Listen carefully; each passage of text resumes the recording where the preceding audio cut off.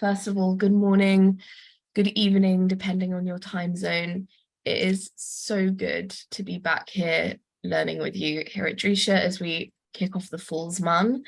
This class is Genesis to Exodus, from family to nation. I'll read a little description in a minute, but first to explain, as you come into the Zoom, I will invite you to become a panelist. If you should accept that invitation, it just means that you can turn on your camera if you wish, so we can see your wonderful faces. And when Rabbi Silber invites comments and questions, you would be able to unmute to ask or comment yourself. When you are not speaking, then we just ask that you keep yourself on mute. If we're getting background noise from you, I might mute you just to make sure that we can all hear each other and we can all hear Rabbi Silber. You are, of course, always welcome to add your comments and questions in the Zoom chat or the Facebook comments, and I will be checking those and bringing them to Rabbi Silber when we pause for comments and questions. So, Genesis to Exodus. The construction of the family of Israel takes place in the concluding chapters of Genesis, and the book of Exodus is about the formation of the nation. These sessions will focus on nation building in Exodus and the relation of the family and the nation as reflected in the first chapters of Exodus.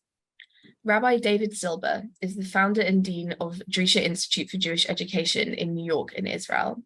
Rabbi Silber received ordination from the Rabbi Isaac Elchanan Theological Seminary. He's a recipient of the Covenant Award for Excellence in Innovation in Jewish Education and is the author of a Passover Haggadah, Go Forth and Learn. For such a time as this, Biblical Reflections on the Book of Esther, and Malchut Hadam Inyanim B'Sefer Shmuel. He is a nationally acclaimed lecturer on the Bible. And with that, I will pass over to Rabbi Silber. Okay, thank you very much. Welcome, everybody. I know all of our thoughts are directed towards our brothers and sisters in Israel. We mourn the loss of so many lives and deep concern for the hostages and also for the impending counterattack by Israel to hopefully bring down the terrorist government that is joins Israel in responsible for all these murders. But we are going to continue to learn, and I think it's probably a healthy thing to be able to set some time aside to learn, at least for these this time. We don't forget about what's happening, obviously, but to focus our attention on study of Torah. So I welcome everybody. Okay, so as was stated, we're going to be finishing up again the book of Bereshit and jumping into the book of Exodus. Usually it takes longer than you think to finish up. Now, the last chapters of Bereshit are, there are two main topics here. One topic is the blessings that Yaakov will give to his family. That's one topic. We started a bit, I think. I don't remember exactly where we stopped last time. And then we have, in chapter 49, Yaakov extends blessings to all of his sons, all 12 of them. That's one main topic, the blessings of Yaakov. And the second topic, with which the book ends, has to do with the burial of Yaakov. But Yaakov's body is taken back to the land of Canaan, to the gravesite of his ancestors, his parents, grandparents, and his wife is buried there, Leah. And he's able to be buried back in the land of Canaan, and the whole family returns back to Egypt. And there's a culminating conversation between Yosef, who's the viceroy of Egypt, and his brothers, and that's how the book ends. Of course, all of these stories are embedded in the larger Joseph narrative, which began in chapter 37. That's point number one. And point number two is, and we should never forget this, they're also the conclusion of the book. The book of Bereshit, which we began to read yesterday, concludes with these stories. So we always have an eye towards questioning about how these concluding chapters serve to be a fitting conclusion to the book of Bereshit. The truth of the matter is that the book of Genesis, one question is, where does it end? I mean, obviously it ends in chapter 50, but that's one ending. But of course, when you study the Torah, you realize that that's one ending. The book of Genesis ends chapter 50, but when you think about the larger narrative of the Torah, it's quite obvious that the next book, the book of Exodus, that hopefully we'll get to, that the book of Exodus concludes with the building of the Mishkan. Anybody who's ever studied the book of Exodus knows very well that the description of the Mishkan, which concludes the next book, which concludes Exodus, is rife with all kinds of associations to the first two creation stories of Genesis, which means that the book of Genesis has another ending, namely the building of the Mishkan. And it's obvious why that would be so, given the fact that the book of Bereshit that we just started reading, one of the primary themes, if not the primary theme, is that in the beginning of creation, there is a special space set aside for the human being in which the human can interact with God. And that special space. Rabbi Silber, Yes. please, if I could see your mouth when you are speaking, it might help me follow what you say. Okay, is that better? Yes, I think it's better. Yes, thank you. In any event, so the book began with this creation of this space from which the human being is banished, and then the rest of the Torah is, among other things, as a primary theme, the search for a kind of alternative to Eden. And one of those alternatives, obviously, is the Mishkan, the sacred space in which God and the human can actually interact. God speaks from the Mishkan. God speaks from above the ark. So obviously, one might say that the book of Genesis ends not only in Genesis, which is the end of this book, but if you think about the Torah think of chapter 1 and chapter 2, that the book of Exodus, if you think of it as chapter 2, that is, of course, a very fitting conclusion to the book of Genesis. So that's just a side comment, I think a very important one, but a side comment. Our focus will be on Bereshit at this point and the blessings of Yaakov. So let me just perhaps we discussed this already, but I just wanted to start with Yaakov's request over here, beginning with the request of the end of chapter 47 and chapter 48. Yaakov has a request and Yaakov has a blessing. The blessing of chapter 48 is directed towards one son, not all of his children, but one son, namely Yosef. And it's very interesting, the nature of the blessing. I know we started discussing that, I think, at the end of the previous semester, but I will go over some of that. But let me first begin by just setting the frame for this. And that is that the end of 47, which is called Parshat Vayechi, so it says, Vayechi Yaakov b'eretz Mitzrayim shvas reishana, Vayehi Yaakov shnei chayav sheva shanim v'arbaim u'miyad shana. So Jacob lived in Egypt for 17 years. And the total number of years of Jacob's life was 147. Now, usually that's something that we would find after someone has died, but over here, it appears prior to his death. The fact that he's in Egypt for 17 years is, of course, significant because Joseph was 17 years old when he was sold into slavery. And it means that Yaakov and Yosef are together for the first 17 years of Joseph's life and for the last 17 years of Yaakov's life. So immediately there's a focus on Yosef, even before you get to Yosef over here. Now we have in this little episode, it says, Vayikrevu Yemei Yisrael Lamut, Vayikrevu Nogli Yosef. So Yaakov, his end is near. He calls his son Joseph. Vayomu lo matzati chen b'einecha, asino yotcha tachat yirechi, v'yosito imodi chesed v'emet, al notik b'reini b'mitzrayim. So this actually is, so Yaakov is requesting of his son Joseph. Joseph is the viceroy of Egypt. Yaakov is his aged father. He says, place your hand under my thigh. It's making some kind of a commitment. We had a similar thing with Abraham's servant back in chapter 24. When he calls him in, he wants him to find a wife for Isaac. He says to place your hand under my thigh, and I will impose upon you an oath. That's what you have in chapter 24. Over here, it doesn't mention an oath yet, but he calls Joseph in and says, I want you to put your hand under my thigh. That might suggest some kind of that you are subservient to me, that I'm going to instruct you.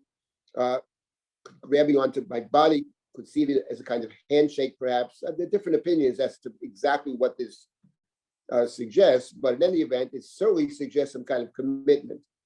And Yaakov says, I want you to do for me chesed ve'emet. Emet here does not mean truth. Emet is a quality of chesed. It means true chesed. Do for me true chesed. I'll not take Bereni b'Mitzrayim. So the first thing Yaakov says, which is a very important point, before he says what he does want him to do in the active sense, he says to him what he doesn't want to happen. He doesn't want to be buried in Egypt. Let's start with that. Get me out of here. This is not my place. I don't want to be buried in Mitzrayim. He's saying this to the person whose career is a function of being in Mitzrayim, and he's a very high official in Mitzrayim. He's in charge of the food. So that statement itself can be read as a kind of repudiation. In other words, whatever you think of Mitzrayim, says Yaakov, it's not for me. I don't want you to bury me in Mitzrayim. That's the first point. I want something else. But in addition, I want not just not to be here, but there's a particular place that I do want to be buried. So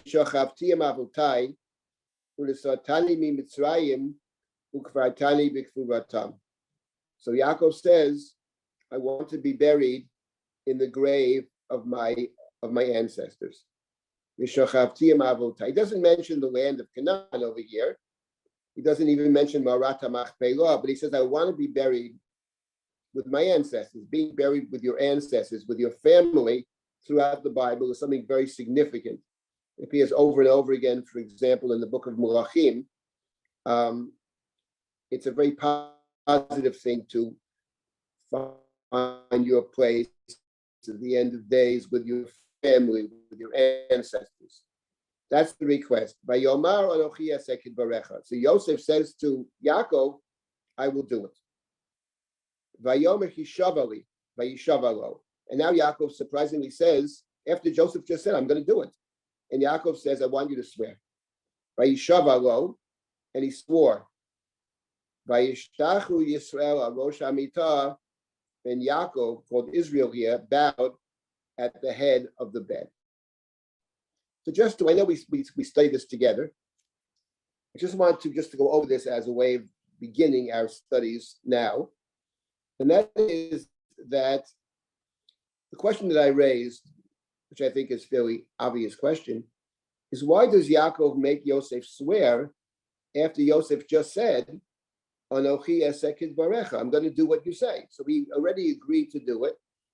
And if he already has placed his hand under his thigh, that's some kind of a commitment. It's actually very interesting because in the other story, chapter 24, there Avram said to his servant, place your hand under my thigh and I will impose upon you an oath. So there the two things come together.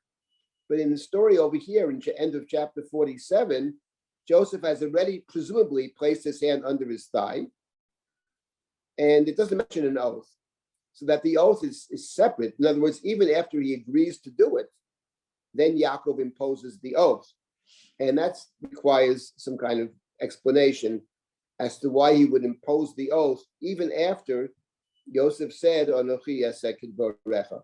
So if you recall, I said for those who were here in the past term, I made two suggestions, which are not necessarily mutually exclusive, but I made two different suggestions as to why he imposes the oath.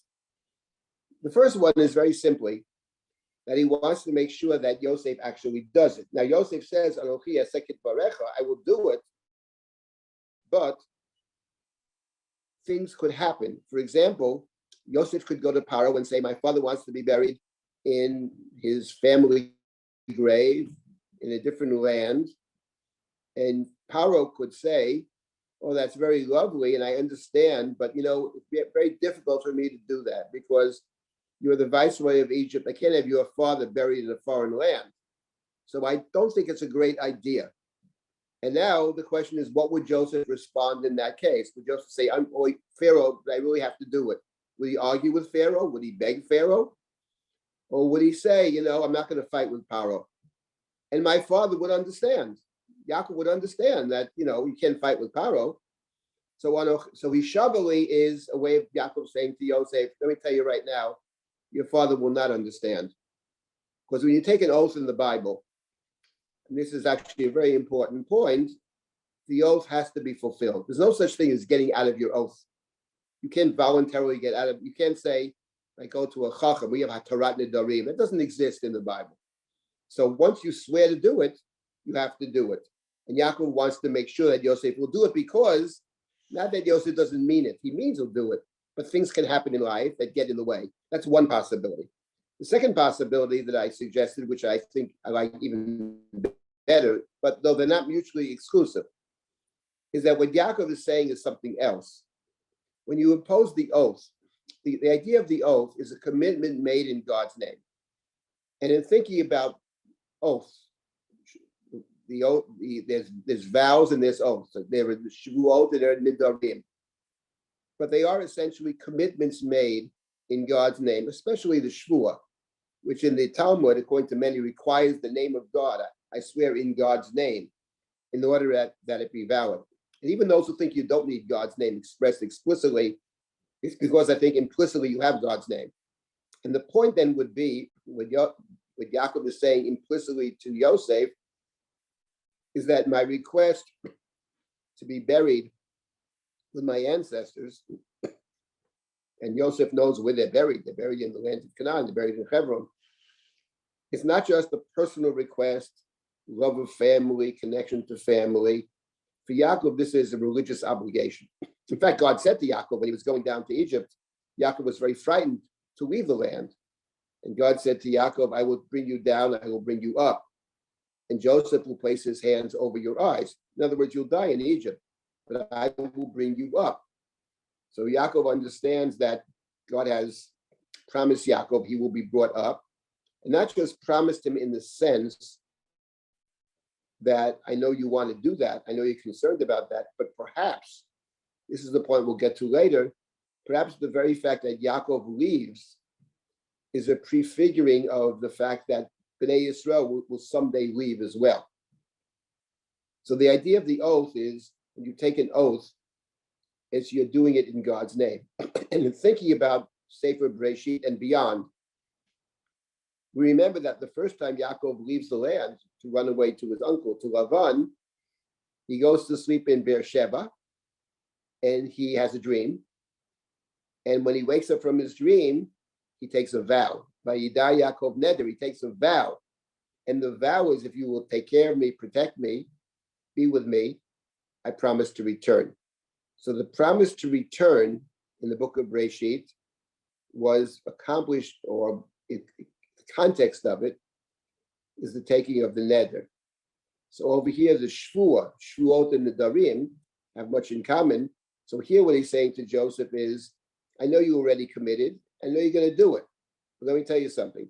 I want to impose upon you an oath. I want you to understand what this means to return to the land.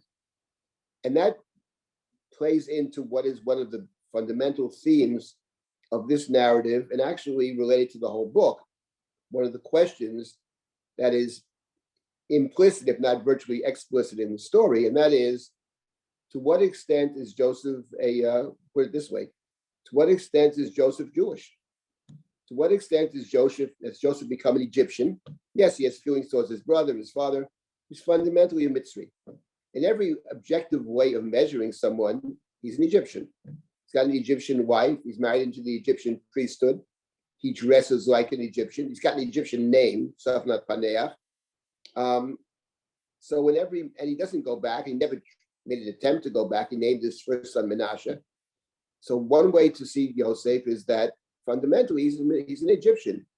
And that's of concern to Yaakov, because Yaakov's dream in life was to build his family where every member of the family is included in the covenantal blessing. That's what's unique to Yaakov. But over here, already, the fact that he imposes the oath upon Yosef, there is a suggestion that Yaakov may be concerned, and we'll see very soon he is definitely concerned, that Yosef identify himself as a Jew. Now, we do know that in one sense he is identified as a Jew, and that's the story of Mrs. Potiphar. Mrs. Potiphar's story, where he refuses to, one might say, to accede to her request. She sees someone who's beautiful and she wants to take it. And that's the first thing we know about Mitzrayim in this book.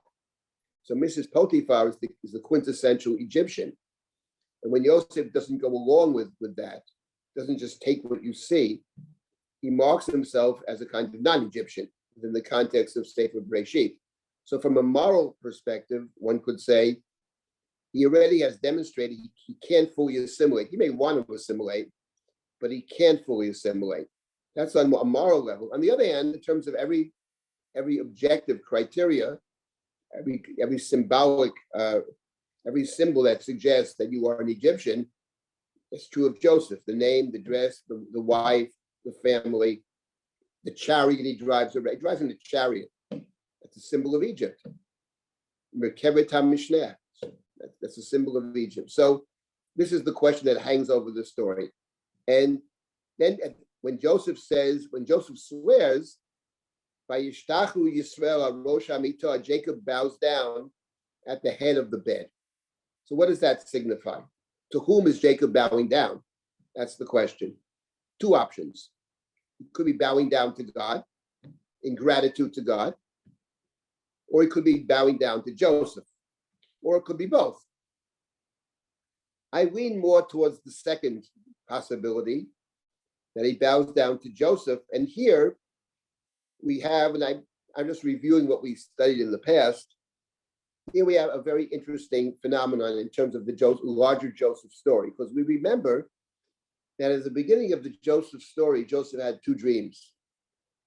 In the first dream, he had the 11 sheaves bowed down to his sheaf.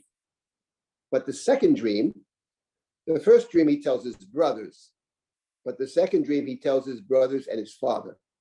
And in the second dream, 11 stars, the sun and the moon bow down. And Jacob sees where this thing is headed and rebukes Joseph. And Jacob says to Joseph, what?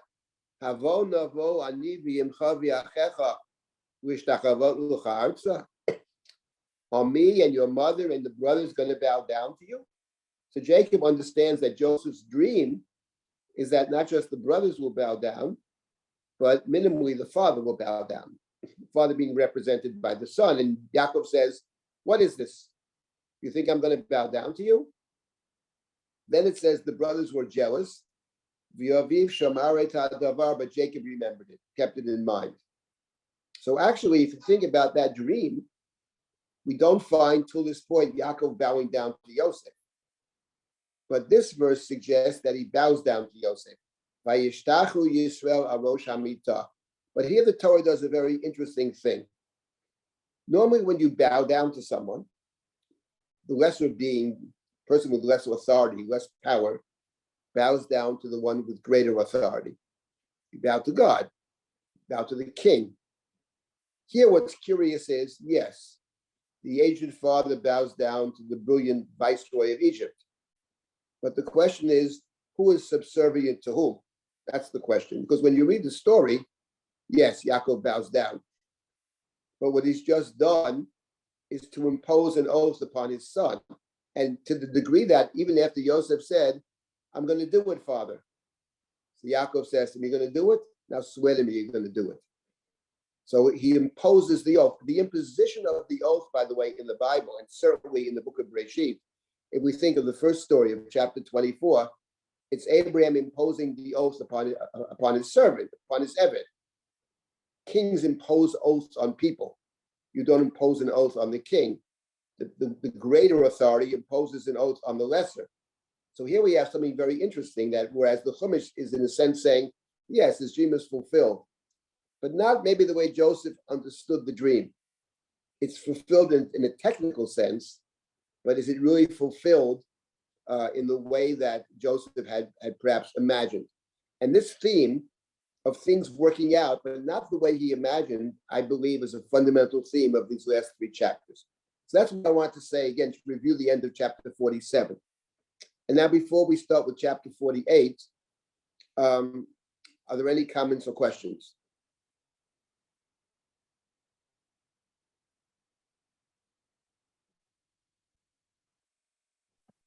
If not, we'll just, yes. But Joseph has agency. He could have declined to swear. Said, Dad, I'll do it for you. No, I'm not going to swear. So it is being fulfilled. It's Joseph's option whether or not the oath is. Well, I guess in a sense that's true. I mean, normally the imposition of the oath, I believe in the Bible. I'm not saying it's true in the rabbinic literature, but when King Saul imposed a kind of oath upon the people not to eat, or Abraham imposes his oath upon his servant, or Joseph imposes an oath upon his brothers, the way the book ends, the ending of the book, Joseph says to his brothers, I'm dying. I impose upon you an oath to bring my bones back. Now, could the brothers have said no? One does not get the sense at the end of this book that the brothers have a true option. I mean, that would be inappropriate. So I think that what Yaakov is doing as Joseph's father, I believe that as father, he has the right, in some sense, like a master has the right to impose the oath on the slave, the father has the right to impose the oath on the child. Mm-hmm. He's not talking to Joseph, the viceroy of Egypt. He is talking to Joseph, the viceroy of Egypt, because he understands that only Joseph has the power to do this. The brothers can't go to Pharaoh and say, bury our father in Canaan. But Joseph has the power. That's why he approaches Joseph. On the other hand, he approaches Joseph, the viceroy, but he talks to Joseph, his son. So I don't get a sense over here Joseph has it. Maybe he had an option. It's possible, but the sense I have is that at the end of the day, he imposes, he's acting like a superior being in a certain sense with more authority. And Joseph agrees. And then Yaakov is grateful. Maybe he could have said no. Maybe that's why he's so grateful. He accepts it. But okay. Let us now move to part 2 over here. These are some of the great chapters there are many great chapters in Bereshit, but this is one of my favorites, chapter 48. Chapter 48, again, we had started it last time, so I'm not going to go through every word or whatever. But in the beginning of 48, after these things, someone said to Joseph, your father is ill. And what does Joseph do? Joseph takes with him his 2 sons, Menashe and Ephraim. They're going to visit their father. Maybe this is the last time they'll ever see their father, or their grandfather in this case. So Joseph brings with him Menashe and Ephraim. And we're not told why he brings them. Does he expect anything? Or just to see your grandfather in his last moments? It's important. So he brings Menashe and Ephraim. These are the 2 sons that were mentioned earlier. And if Joseph has other sons, we don't know from that. We know he has 2 sons from his wife, whose name is Osnat, the daughter of the priest of Egypt, but Potiphar Kohen on. So Joseph is now going to see his father who is ill. Vayagev Yaakov, again, someone told Jacob, Vayomer, Inei bincha Yosef bo elecha. He's told that your son Joseph is coming. Vayitchazek Yisrael, Vayeshev al Hamita. And it's interesting, and here he's called Israel. Throughout the story, sometimes he's called Jacob, and sometimes he's called Israel. Let's leave it out for now. But when he hears that Joseph is coming, he strengthens himself. Now the question is, why does he strengthen himself? What does that mean he strengthens himself? We know he's sick. So he's in bed, he's bedridden, he's sick. But perhaps the Vayitchazek Yisrael Vayeshev al Hamita suggests something additional, which is that there's something he feels he has to do which requires a certain amount of strength. In other words, he's about to do something that's not going to be so simple. He's an old sick man, but what he's about to do requires a lot of conviction and a lot of resolve. It's not going to be so simple, so he strengthens himself. Vayitchazek Yisrael, Vayeshev Alam, until he sits up in bed. And now we have a remarkable set of verses. I'm going to review what we did last time. This is a good way to begin our study. And now Yaakov begins to speak to Yosef. Vayoma Yaakov el Yosef, El Shaddai nira'ilai beluz b'eretz Canaan vayivarech oti. Yaakov said to Yosef, and the name of God that Yaakov uses is El Shaddai. Shaddai appeared to me in Luz in the land of Canaan and blessed me. What Yaakov is referring to is chapter 35. If you have your Tanakh, chapter 35, let's find those verses, is chapter 35, verse number 9. Chapter 35, verse 9. God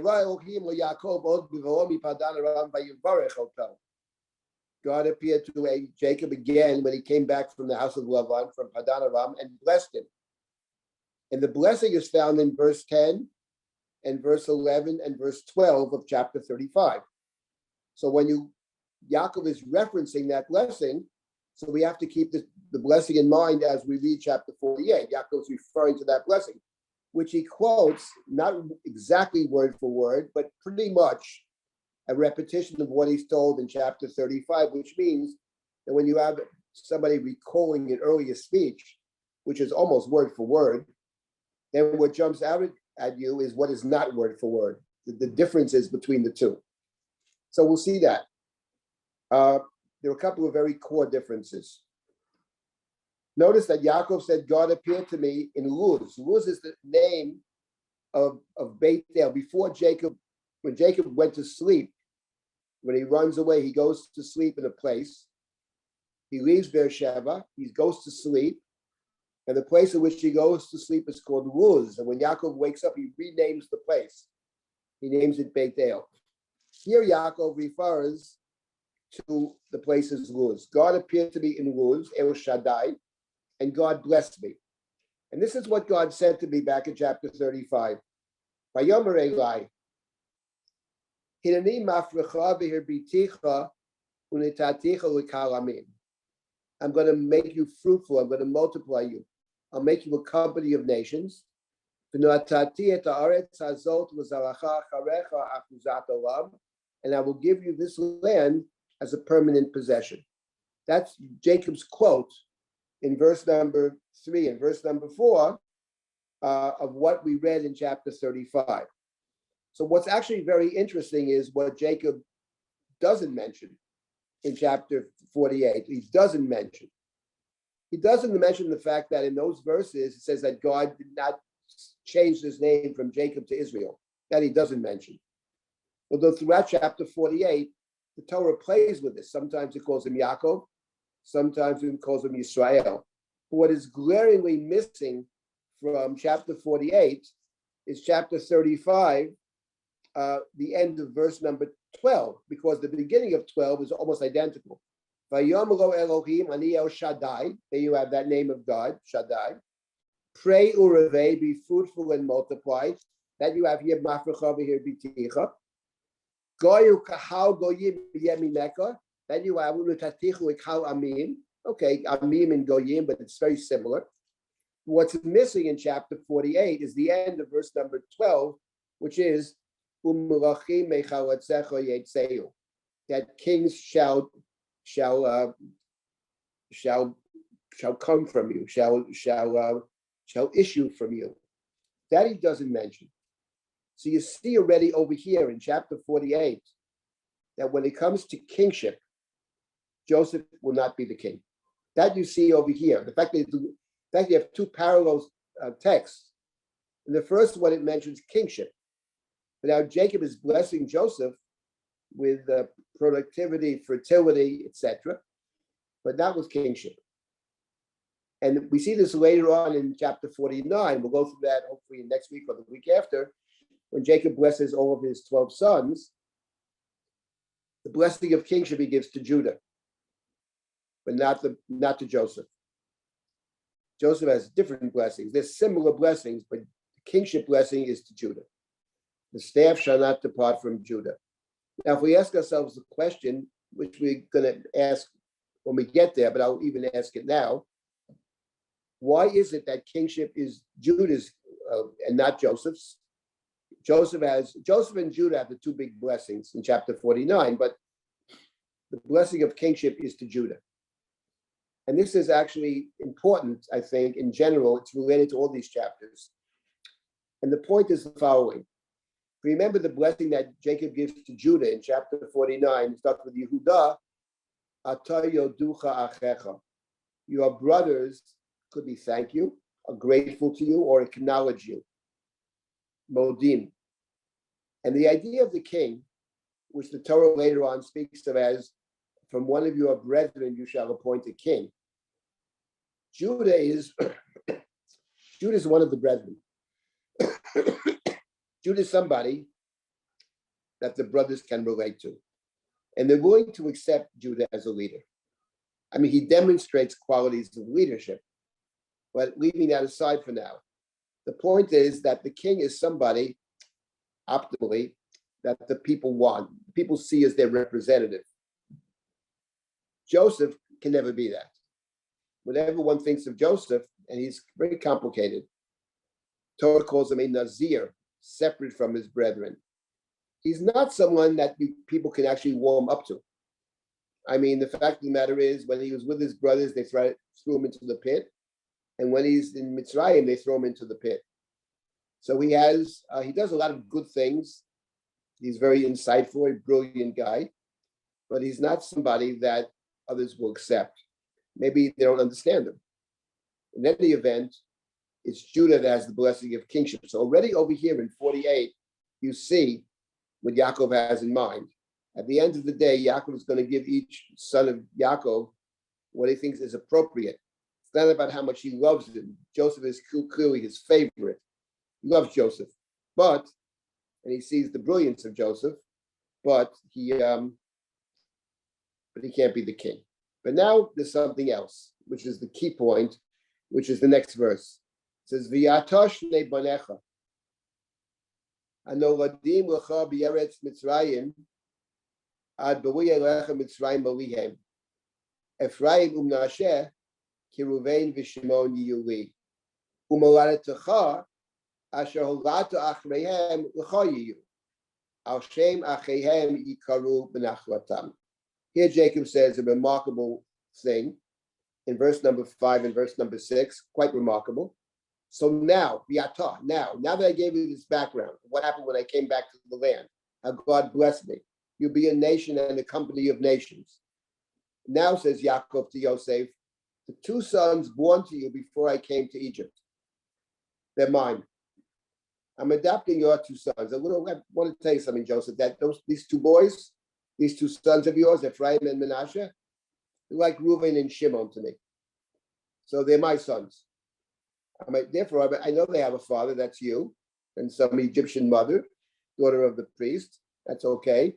But I made a determination that these are my children. We understand why we need Vayid Chazek Yisrael. It's rather remarkable. Tell someone, the kids, you think they're yours, they're actually mine. The other ones that you may have sired, the other ones, they can be yours. Now, it's not clear what that means. They're going to be yours. Al shem achehem yikaru b'nachalatam. They shall be called after the name of their brothers and their inheritance. That's very unclear what that means.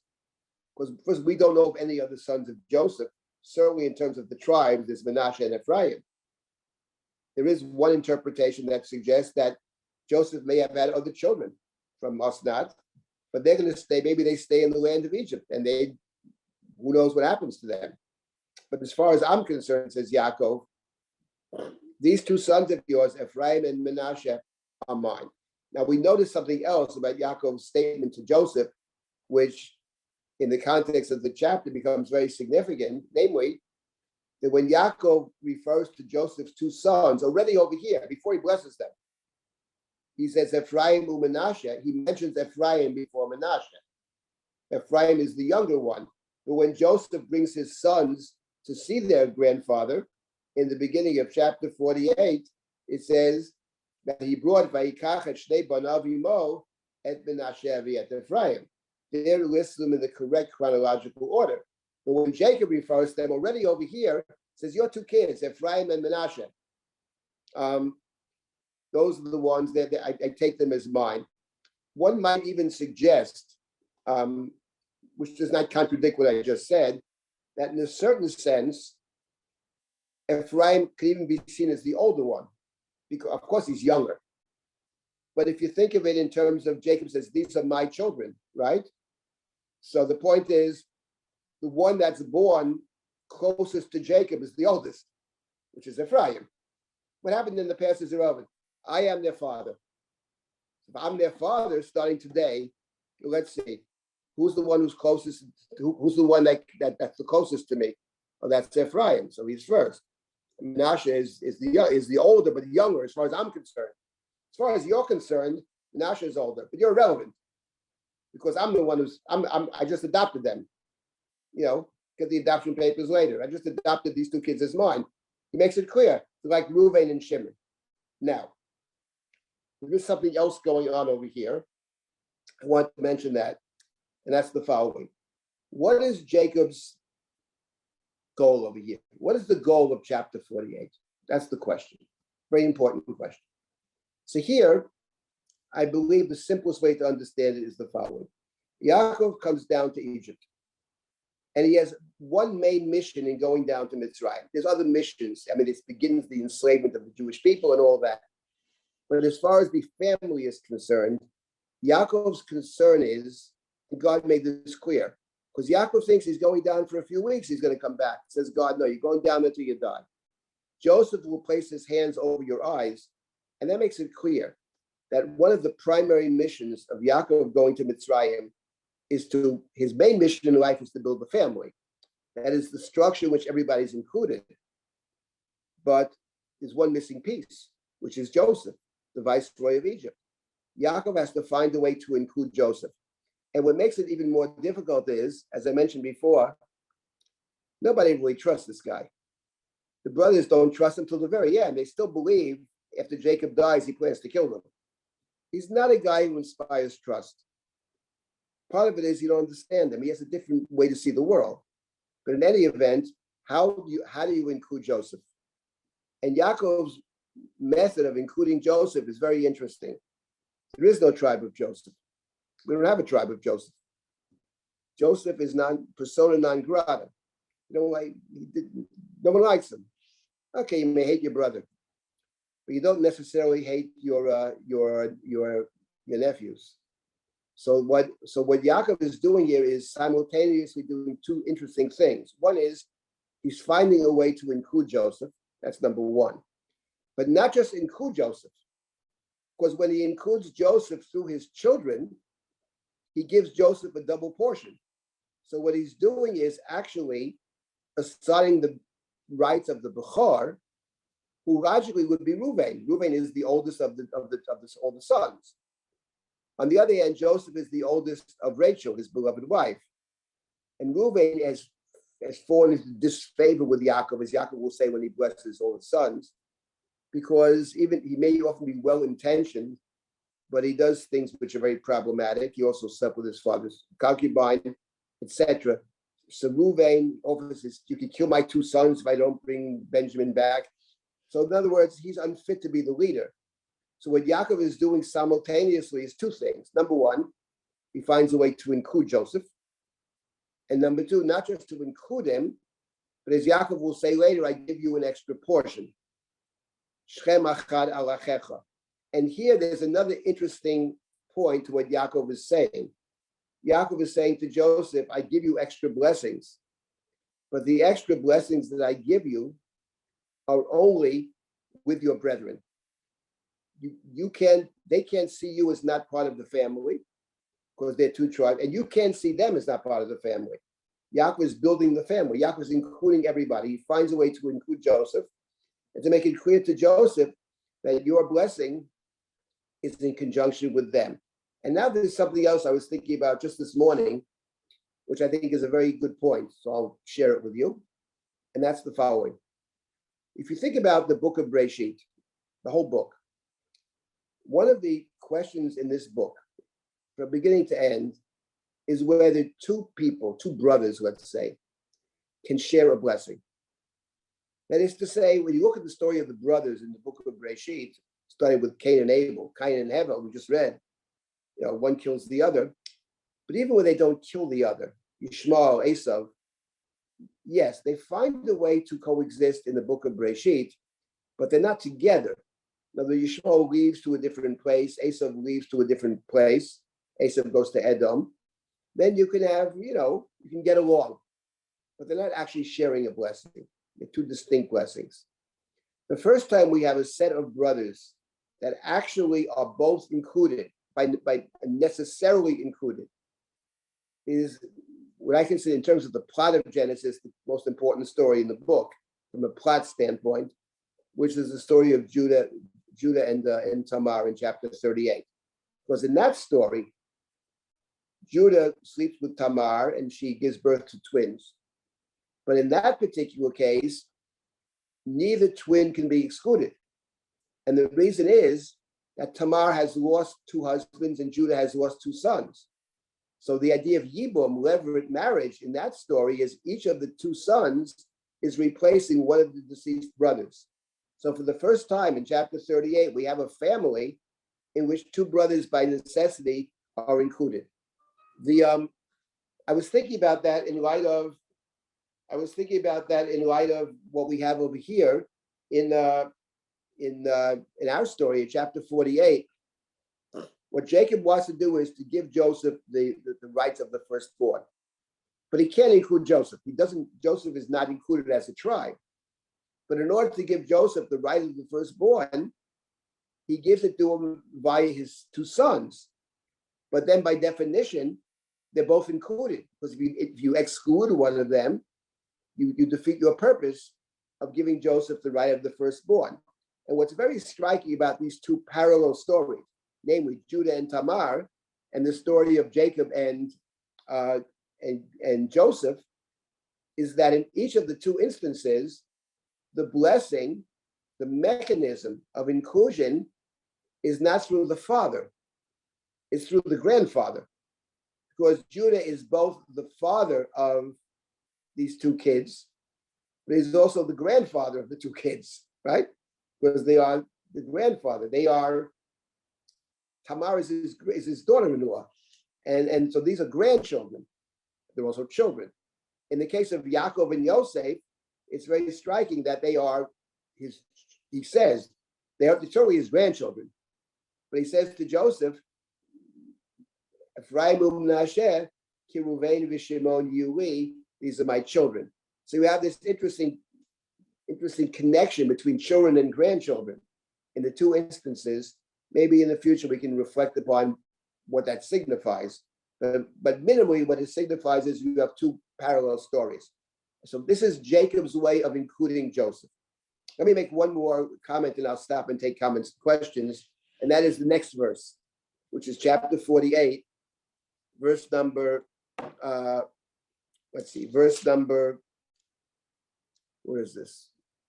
7. V'ani b'voimi padan, meito alai Rachel b'eretz Canaan baderech, b'yod kivrat eretz lavo Efrata. V'ekboreh Hashem b'derech Efrat, hi beit lachem. When I came, now Yaakov returns to that, returning from Padan Aram. When I returned from Padan Aram, Rachel died upon me in the land of Canaan, on the road, Baderech, a distance from Efrat. And I buried her there, Baderech Efrat. I buried her on the road, the Derech, hi beit lechem. And now the question that all commentaries ask is, why does Yaakov mention that over here? Rashi has a statement, but Rashi's solution is highly problematic. Rashi says, even though I asked you to bury me back in the end of chapter 47, to bury me back with my ancestors, I have to tell you, your mother's not buried there. She's buried by Derech. Nonetheless, if that were the case, it's out of order. It should have been mentioned earlier.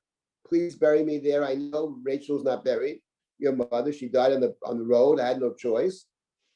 But it's over here. It's in verse 7 of chapter 48 and not the end of chapter 47. So therefore, we have to look to a different a different place to find a solution to this problem. And what strikes me is the following. The larger theme of this chapter is how Jacob, the theme is Jacob building the family. Jacob made a vow to build the family. That is to say, everybody's going to be included. Abraham couldn't do it, Isaac couldn't do it. This is Jacob's neder. This is Jacob's contribution. So, but there's one missing piece over here in the story, and that's Rachel. Because Rachel dies baderech.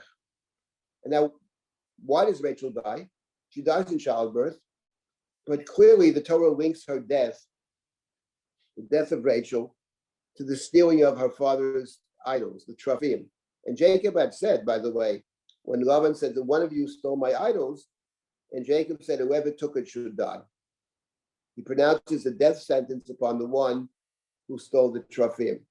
And in fact, Rachel dies. Rachel stole the Trophim, I believe, and we spoke about it in the past, that her primary reason for stealing the Trophim was she thought maybe they would give her a child. And paradoxically, they do give her a child, but she also dies in childbirth. And now she dies baderech, on the way back. And the question is, she accompanies Yaakov back to the land of Canaan, but she dies baderech. And now the question is, how do we understand Rachel's death? There are two ways to understand it. One way is she died on, she never arrives at the destination.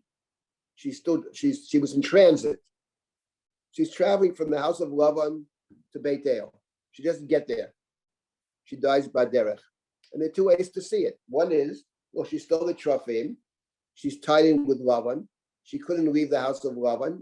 She leaves it physically, but she couldn't actually leave Lavan's culture. She takes her father's idols with her. So therefore, she never really made it back. That's one way to see it. And maybe for that reason, she's not buried with Abraham and Isaac and Rebekah and Sarah. There's another way to read it, though, which is, well, she was on the way back, and she didn't make it back. Her life was taken from her by derech. But she was on the way back. She was actually returning. And that's I would say, a more generous reading. I think what Jacob is doing over here is reading it generously. And what he's saying is, Joseph, I'm bringing you back through your children, returning you to the family through your children that are my children.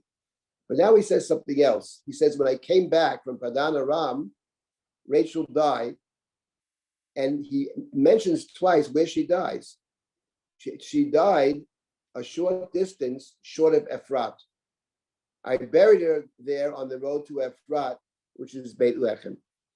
And now I think what Jacob is doing, I've mentioned this in the past. I'll mention it again. I like this very much. He's actually interpreting the Torah. He says, look, when I came back from Padan Aram, God gave me a blessing. Be fruitful and multiply. Pray urevei, or here's mafrecha v'hir biticha.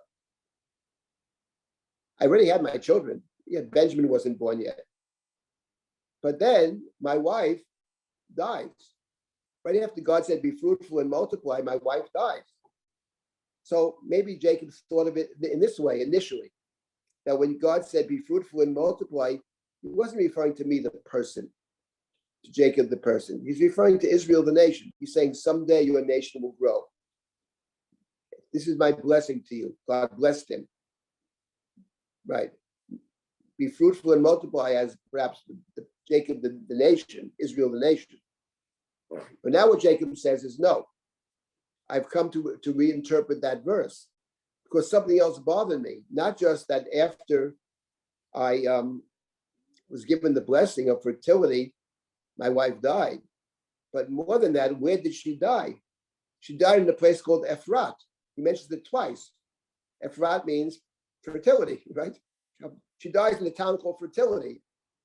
So I asked myself the question, this is very strange. God said, pray revei, mafrecha v'hir biticha, and my wife dies in Ephrat. So now I come to understand what God must have meant. What God must have meant was you will have more children, or Rachel will have more children, even after her death. And therefore, Joseph, I take you, Rachel's son, and you will be the vehicle through which your mother continues to have more children. And we know that Rachel wanted more children, which is why she took the trophy in the first place. She said to Jacob, she said to God, actually, Yosef, when Joseph is born, she named the son Joseph, or she said, Yosef Hashem li bein acher, give me another child. And what Jacob is actually doing over here, he's actually interpreting the Torah. He's interpreting God's word. He's saying, now I understand what that must have signified. It signifies that Rachel, my wife, even in her death, continues to bear children. How can that be? So Benjamin was one, but it said Kahal Amim, a company of nations. So therefore, my interpretation is it must be referring not to her children, but to her grandchildren. And therefore, I adopt your children as mine, not just as mine, but as mine and also your mother's. And in doing so, what he's doing is he's finding a way to include Rachel. Yes, she did steal the trophy, and yes, she died on account of it. But she was on the way back. She was Baderech. And then notice that the word Baderech is emphasized. She was returning.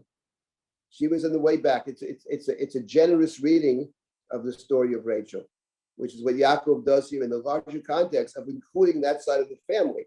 And we think about it actually, about Yaakov including that side of the family.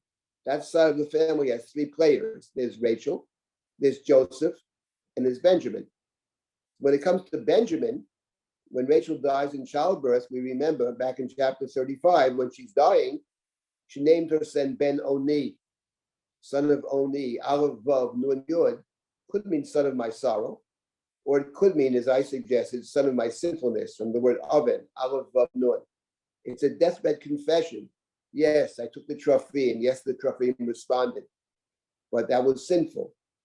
The term oven utrafim appears 5 times in the Bible, including the story of King Saul. Oven utrafim haftzar. And Jacob changed the name. His son can't be called Ben Oni, son of sinfulness. What did he change the name to? To Binyamin, son of my right hand, son of my strength. And we'll see that Jacob will use the right hand in this chapter right away. He's going to bless Benjamin, he's going to bless Menashe and Ephraim, but he's going to place the right hand on the head of Ephraim and the left hand on the head of Menashe. Let me stop here for a moment and take comments or questions. Then we'll continue with our story. And hopefully next week we'll finish this and move into the chapter 49, the blessing of Jacob's, all of his children. Are there any comments or questions? Yes. Rabbi, it's Sandra. Yes. Thank you. So I'm struck by the fact that these grandfathers are trying to, I can't say subsume, but are trying to adopt or at least take on the grandchildren. I mean, Lavan did this when Jacob escaped from the house of Lavan. And we see dichotomy, as you point out very eloquently. There's a dichotomy. Rachel is escaping Beit Lavan. She never makes it to Beit El. She's stuck Baderech. And an overarching sort of subplot here is the grandfathers, whether they be idolatrous Lavan or whether they be Jacob, God's chosen one to build the family. I mean, the grandfathers are trying to adopt, take, subsume, encompass these children as their own. How do we deal with that? I mean, that we consider it Narishkeit in Lavan's case, just an indicator of his, his nature. And here it's considered an accolade and a strength, as it is, of Jacob to build the family with his arms outstretched to include them all. But I am struck by the fact that this happens on both sides, on both the Lavan side, the Beit Lavan side, and on the Beit El side, on the Jacob side. So how do we? Right. So first of all, in terms of Lavan, it's clear that at least as far as his daughters are concerned, they think that his so-called professed love for the family is actually a phony, because they say themselves, we're going to leave because our father doesn't care about us. He buys and sells us. So I think Lavan is, to some extent, it's not 100% clear to me that it's a complete phony, but there is certainly, when you come to Lavan, you can't necessarily trust anything he says or does. I mean, but when it comes to Yaakov, I would make the following observation, which I think is actually a very important observation. When God speaks to Jacob, right? I am the God of your father. Mhm. It typically includes not just Yitzchak. I'm the God of your father Abraham and the God of Isaac. And we talk about this all the time. The Avot talk about Abraham and Isaac and Jacob as being our parents. So the idea that we have these deep connections, not just to the immediate parents, but beyond to grandparents, maybe beyond that, is something that is pretty essential in Sefer Breshit. And you see it with Yaakov. Let me see back in chapter 46. I think even in 46, when he goes down to Egypt, Anochi Elohei Avicha. There's Elohei Avicha. It doesn't say, but in 28, I think it actually mentions Abraham and Isaac both. Let's see. Anochi Elohei Abraham Avicha Elohei Yitzchak. It's even striking. There, God said in chapter 28, verse number 13, I'm the God of your father Abraham and the God of Isaac. There, when God says father, it's Abraham. He's talking to Jacob. Jacob's father is Isaac. No, I'm the God of your father Abraham and the God of Isaac. And of course, when you read the book of Genesis, what becomes very obvious is that when you look at the life of Yaakov, it's patterned on the life of his grandfather, of Abraham. He travels to the same places. It's much more closely aligned with Abraham than it is with Yitzchak. So they're both avot, they're both parents, but the Chumash does, I think, have a different conception of family. And the same thing is true of Yibum. Levirate marriage, which for us is very strange. You know, you marry the brother marries the wife of the deceased brother who has no children. But for us, and the point is that for the Chumash, it's part of, and for the Talmud too, it's a way of seeing family. The conception of family that emerges from the Chumash is not necessarily the conception of family that emerges from most of Western civilization. It's a much broader conception of family, which includes grandfather, includes brother, maybe cousins. It's mishpacha. But by the way, when Yaakov gathers, it says Yaakov said to his brothers, gather when he's leaving Lavan, and Yaakov says to his brothers, gather stones, and we're going to eat together. The brothers are not his actual brothers. He doesn't have any brothers. He has Asa. These are his cousins, his first cousins, second cousins, who knows what else. These are the mishpacha. So in that case, if in fact, and we understand that there's an expansive view of family in the Chumash, in that case, why are we, I mean, I understand why, but conceptually, why are we expounding on he took his two grandsons and turned them? I mean, we understand he took two Mitzrim and he turns them into tribal Israel, but basically, if in fact the family is such an expansive, taking them away from Joseph. That's why. He had to get It's not that he's just taking them; he's removing them from Joseph. That's the point over here. That's the chutzpah of it. I mean, he says to Joseph, "Your two kids are not yours. I may return them later," which he does. But the fact of the matter is, the blessing is from father to son. He's blessing them as he says it explicitly. Kiruven v'Shimon Yuli. That's the point of it. It's not just that there's a more expansive view. He's saying it's me and not you. And that's going to be the fight of the chapter, because they're going to fight about how the blessing should proceed. Jacob has one conception, and Joseph has a different conception. And Joseph tries to pull his father's hands off the head of Ephraim and Manasseh. And Yaakov says, "I know better than you. So it's don't do that." Same fight. It's the fight over the blessing. So he does, in fact, imitate Yitzchak's life. I mean, the fight over the blessing continues into the not in Jacob's. Yes, to that extent, they're parallel stories, but as we'll see, they're very different stories. But sometimes parallels means they're similar, and sometimes parallels means they're opposite. In the case over here, it's much more opposite than similar. But we'll get to that maybe next week. Let's just take a couple more verses. What would Jacob have done if Joseph dug his heels in and said, "No, Papa, these are my kids. You know, they're wearing Mitzrayim haircuts and they go to Mitzri schools and you could jump in a lake." And what would happen? But he doesn't. But the point is that because there's a part of Joseph, that's what the Medrash picks up. There's a part of Joseph that is deeply connected to Jacob and to the family. That's the whole point of the Joseph story. He meets his brothers, he cries 4 different times. That's the whole, it's a very unusual story where the Torah actually, which it usually does not do, really presents almost a psychological profile of this fellow. On one hand, he's an Egyptian and he wants to remain an Egyptian. and he understands that the brothers coming down to Egypt, it only means trouble for Joseph, which it will mean trouble for Joseph. On the other hand, he's connected to his father, and as the Medrash picked up with Mrs. Potiphar, he says, "This, I just can't do this. This is not me. I know in Egypt this is what they do. He sees his father. I can't function this way." The Medrash says he sees his father's image, but the point is he's connected to Yaakov and Yaakov's teachings. That didn't leave him. Yes, he was very young, 17, but those 17 years are formative years for him. Okay, let's see if we can take a couple more verses now. We have a few minutes still. Rabbi? Yes. When Rachel stole the Trophim, we're assuming she was not pregnant at that point with Binyamin, correct? Yes, I assume so, right? Okay. Right, she wouldn't need to steal them if she were pregnant already, right? That's what she says. By the way, Rachel says it.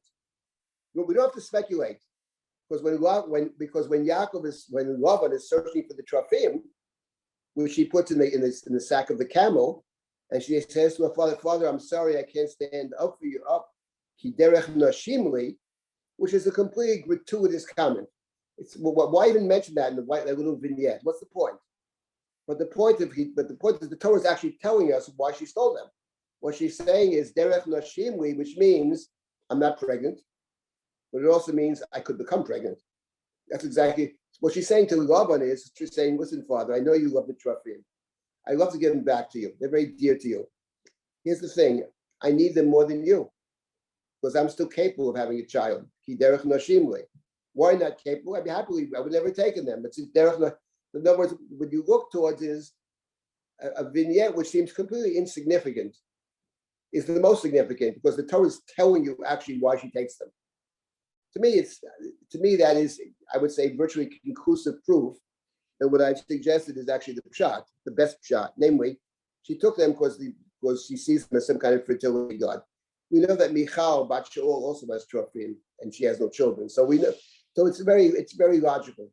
But the Chumash tells you. So I'm not pregnant now. Ki derech nashim li. On the other hand, I could potentially become pregnant. So therefore, I can't stand up, because if I stand up, you'll find them. It's what nowadays we would call irony, where she says something to Laban, but we, the reader, understand it's double meaning. He can't understand it. He can't stand up, whatever it is, that may be weak. But we know the truth. What she's really saying, which is funny, and that is the difference between what he hears and what we hear. When you read it, that creates the kind of humor, kind of, because we know what it really means. I can't stand up because I need them. And he used to think, oh, out of respect or whatever it is. In any event, okay, let us take just a couple more verses and we'll have to stop for now. We'll continue next week, hopefully. Okay, now let's begin with the following. Verse number 8. Vayar Yisrael, this chapter is an amazing chapter. Vayar Yisrael b'nei Yosef, vayomer mi'ela. Jacob sees Joseph's children, and Jacob says, who are these people? Now, what's curious is that in just a couple of verses earlier, in verse number 5, Ephraim u'Menashe ki Ruvain v'Shimon Yuli. He refers to Ephraim and Menashe. He knows who Ephraim and Menashe are. Okay, he may not know these two kids are Menashe and Ephraim. But the point is, when Yaakov says to Yosef, he sees Yosef, who are these children? That, I think, given the fact that just 2 verses earlier, he mentions Ephraim and Menashe, so the Mi'ela has to be read, and we have to take the Mi'ela we take everything seriously. But what does it signify over here? I would say 2 things.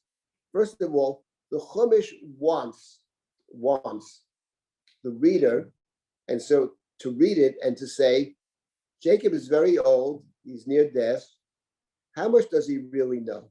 The Chumash wants you to raise that question, and for Joseph to raise the question. What do you mean, who are they? You just mentioned them. Now, we can't see well, that's true. Kavdu Mizok, he can't see. That we know, can barely see at all. On the other hand, he knows that Ephraim and Menashe, who would they be? He knows that kid's there. So that's number 1, Mi'ela. That's what I would say is one suggestion. And the Mi'ela may have another meaning. Like, who are these kids? Who are these kids? I don't recognize these kids. Who are these kids with the Egyptian haircut? You know what I mean?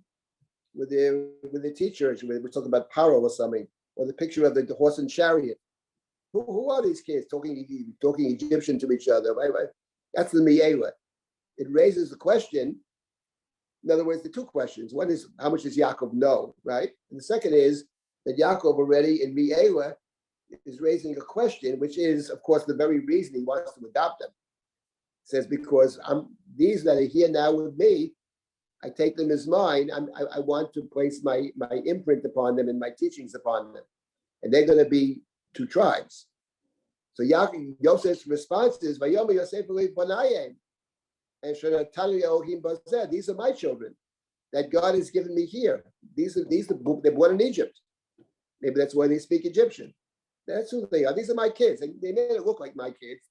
You imagine what my kids should look like, but these are mine.